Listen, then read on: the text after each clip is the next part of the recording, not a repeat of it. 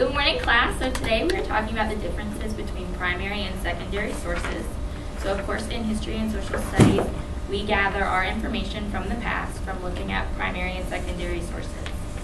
So a primary source is a document or a physical object which was written or created during the time that we're studying. So right now we're studying right before pre-Revolutionary War. So what, like an example of a primary source would be a letter that someone wrote to a family member right before the Revolutionary War. So these sources were present during an experience or time period, and they offer an inside view of a particular event. And a secondary source interprets and analyzes those primary sources. These are one or more steps removed from the event. So that's why they're called secondary, because they are one or more steps removed from the event. Primary, of course, primary means they were at the event or at the time period we're talking about. So we're going to go over a few examples of what is a primary source versus what is a secondary source. So I'm going to list a type of source, and I want you all to answer whether you think it's primary or secondary, and then maybe why you think it's primary or secondary. So, would a diary be a primary or a secondary source? Kristen? Primary. Primary. Why would it be primary? Because it would happen at the time. Exactly. So someone was writing a diary at that time, so it's a great primary source to look at. It's a first-hand experience from the time period we're looking at. Does anyone know a problem with why looking at a diary might not be the best source to look at? Like if we're doing research about a certain topic? Laura? It's one-sided. Yes. If you didn't hear what Laura said, it's one-sided. It's from a very particular viewpoint, which is super helpful for looking into history, but it's a little biased. Okay, so our textbook. Is our textbook a primary or a secondary source? Nick? Secondary. Secondary. Why is it a secondary source? Because it wasn't written at the time of the event. Exactly. It was not written at the time of the event. It's looking at history from one or more steps removed from the event. And our textbook does include many examples of primary sources in it too, but overall it is a secondary source. So what about something like a speech? Would a speech be primary or secondary? Primary. Yes, Mary, why would it be primary? Because it was given at that time, and maybe somebody recorded it or described it. Exactly. And so speeches are really good, especially at this time when people were giving speeches to talk about why they were so against the British, why the colonists were so against the British. So speeches were great, especially because sometimes they were informal. They gave them at like a tavern or something, or like at the courthouse or something. A speech can be just super informal, a guy getting up there giving a speech about what he really thought. And then what would a magazine be? Like a magazine article be secondary or primary? Primary? It's actually secondary because it might be from the time, like looking back, that might be a good source to look at, but it's still going to be secondary.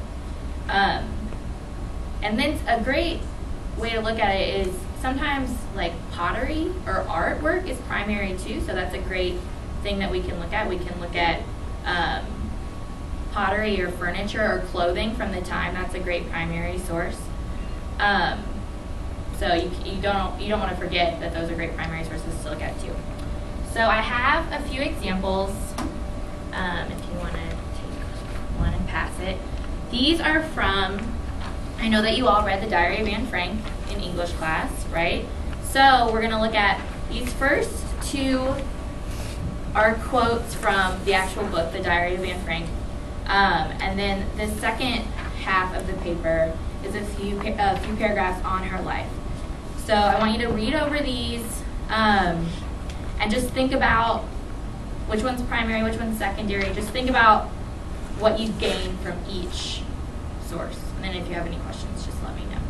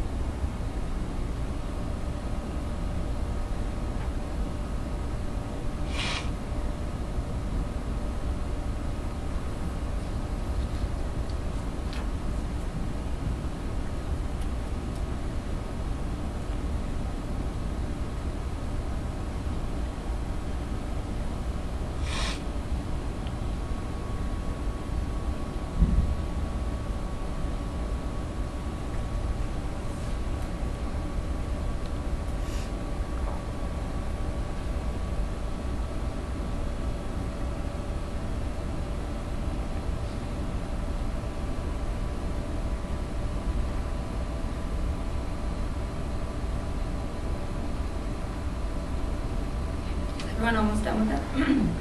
So, Madeline, do you want to give me a good, like, you want to tell me which one is primary and which one is secondary?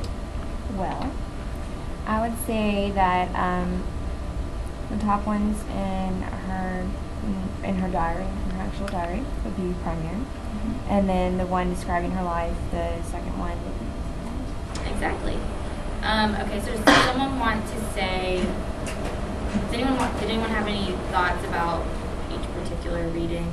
Or did anyone, what do you gain from the quotes from our actual diary that you don't necessarily get from the secondary source, just the few paragraphs on her life? Her perspective? Exactly, you get her perspective. This is her words. It's a great example of looking at the time of the Holocaust from the perspective. It is very limited because it's from the perspective of one girl in one concentration camp who had a very unique perspective, but it's a great way for you all to read this and to sort of just think about what it would be like to be in a concentration camp in Nazi Germany. And then the second few paragraphs, what is a pro of reading the few paragraphs on her life? Gives you like a background. Like if you just read this part, you may not know what was going on, but this part like kind of sets you in the tone and in the place so that you know what's going on. Exactly. It gives you a great background information. So it would probably be best if you read the secondary source, the few paragraphs on her life, before you read the primary. So if you could all take out a sheet of paper, and if you could just think about what we've talked about, just really informally, just sort of jot down some pros and cons for both primary and secondary sources. And then we can go over those. If you don't have any questions, just let me know.